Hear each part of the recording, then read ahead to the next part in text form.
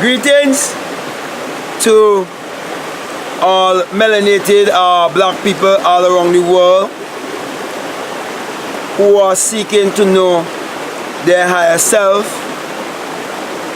and who want to come into a true experience with the God within themselves. Let me say a special greetings to my black brothers and sisters in the Tall Exodus Assembly who want to go higher. And when I say the Tall Exodus Assembly, I'm speaking about Tall Exodus Assembly in Trinidad and Tobago and in St. Vincent and the Grenadines, and to all followers of William Branham all around the world who wants to go beyond the camp and come into true experience of knowing themselves, to come into self-realization, self-actualization, who want to come out of the realm of religion and understand that the Bible addresses the human mind and must be interpreted psychologically. Now, with that being said, what I really want to speak about today is the capstone of the pyramid. And I remember quite vividly that there's a song when I used to attend the Tall Exodus Assembly that says that the capstone of love shouting grace, bringing man back to the place, and that someday there'll be a super race. But let me say this, that super power is life itself. It is the God in you. And in 2 Corinthians 13:5, you've been challenged to put what you believe to the test. It says, test yourself. Examine yourself. See if you're in faith or not. Don't you know your own self?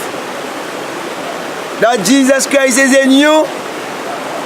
That the creative power is in you? That the Creator is in you? And that without Him there isn't anything made that was made? And that all things was made by Him? Don't you know that without imagining there isn't anything made that was made? And everything else that ever going to be made, it must first be imagined. The clothes that you're wearing must first be imagined. The money you're spending must first be imagined. Everything you do, you have to think first before you do it. So basically everything is first a thought.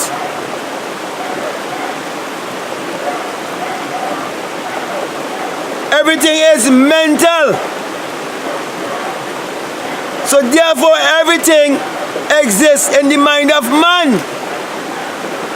So when you read the Bible, every event that you're reading that will have taken place, it is teaching you about the imagination of man. So all the scriptures you're reading of what has taken place in the mind of man. But those ancient storytellers, they are using personification. And you've been taking personification for persons and allegory for history. And the vehicle that convey the message for the vehicle. And so, when William Branham speaks about the capstone of the pyramid is a symbol of a man, an enlightened man, a man in whom God has awake,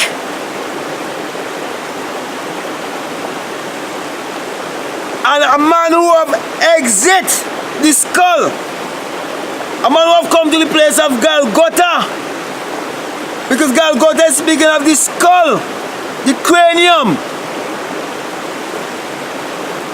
And how do I know that? Because I literally awake within myself like a fiery being, heard the unholy wind, of which it has been spoken about in Acts 2, and ascended,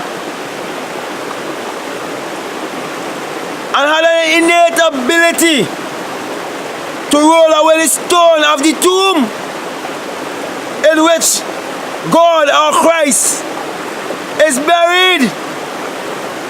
Because this body is the tomb where he's dreaming that he's you, and he's seated in the lotus pasture. I didn't make that up. That was given to me in a dream. It was shown to me what takes place at death. So I know what I'm speaking about. So the capstone that is right above the pyramid and showing you that the pyramid hasn't been capped is basically a symbol of when you exit the skull and come to experience that you are spirit having a human experience. And that God became man, that man may know that he is God. And that's when you will come to experience that love is not a feeling, it's not an emotion. Love is a person. It's the invisible one, the immortal one. It is your awakened human imagination. That's why without imagination there isn't anything made that was made. Because your own human imagination is God, and there's no other God. There's no God in the sky. There's no God in no religion. For God is not outside of man. He is your own wonderful human imagination, the Creator. Hear you, Israel. And Israel means to rule as God. The Lord thy God is one God. So if there's one Creator, there's only one creative power. Now if you disagree with me, tell me one creative power in this world outside of imagining.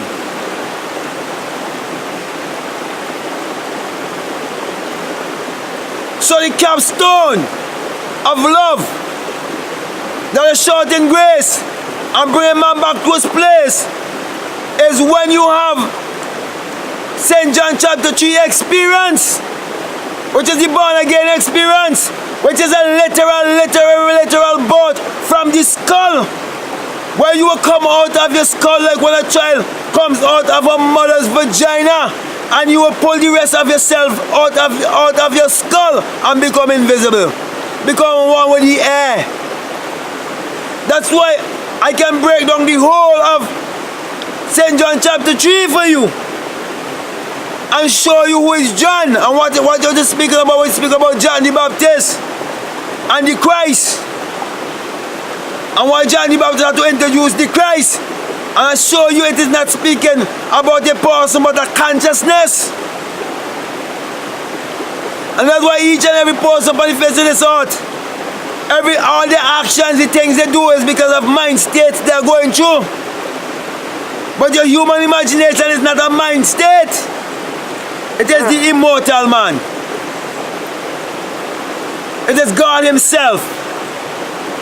And that is why in Genesis 1 and St. John 1, it is teaching you how to use the elements to create your reality consciously, which is water, wind, earth, fire, and the spirit. And that's why when many people believe that the 7-day creation was literal, it is teaching you of how to manifest your reality consciously when you find that the Creator is in you. And when you achieve your goal, you no longer have a desire to achieve that which you have already achieved. And you come into rest. You come into Sabbath. That is why William Branham used to always say, brothers, if you only know the numerology of the Bible,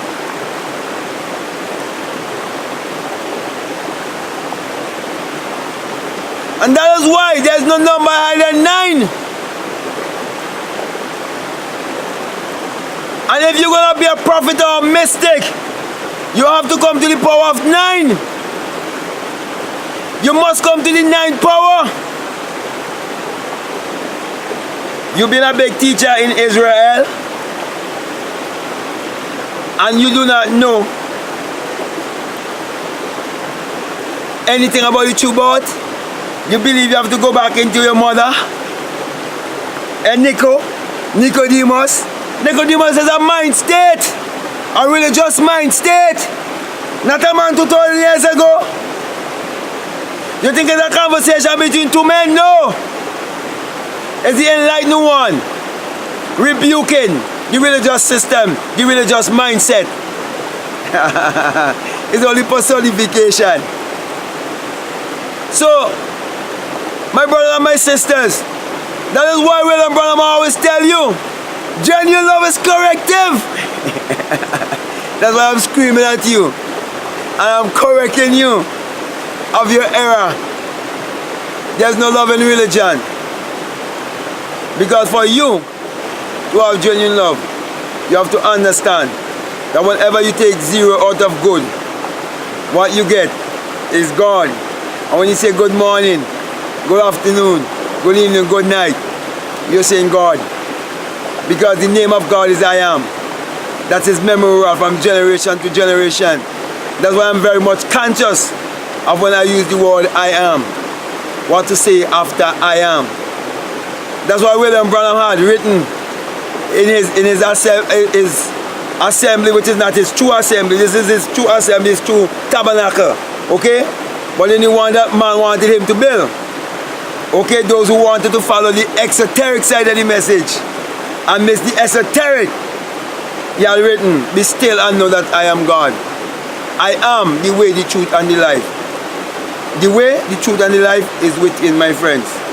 So my brothers and my sisters, it is speaking about when you exit the skull and have, okay, the experience of St. John 3, the born again experience, you'll be able to teach. And that is why I've been writing books, and my books are available on Amazon. And that is why I did a lecture called The Secret Vagina. And if you have open mind, if you're listening to me and you have an open mind, I will encourage you to get that lecture on the secret vagina. And I show you things that you never know was written right there in the Bible to show you the true and real virgin birth. And you will come to realize that the virgin birth can take place in a woman and it could take place in a man. And you will understand that it's not a birth from below, it's a birth from above. And you will understand why the white man had you to believe in a God outside of yourself and worship Him as your God, and believe in a blue eye, blonde hair Christ or some Jewish in the Middle East and miss the true Jerusalem in you. So my brothers and my sisters, I think I've said enough, and I want to thank you very much for listening to me.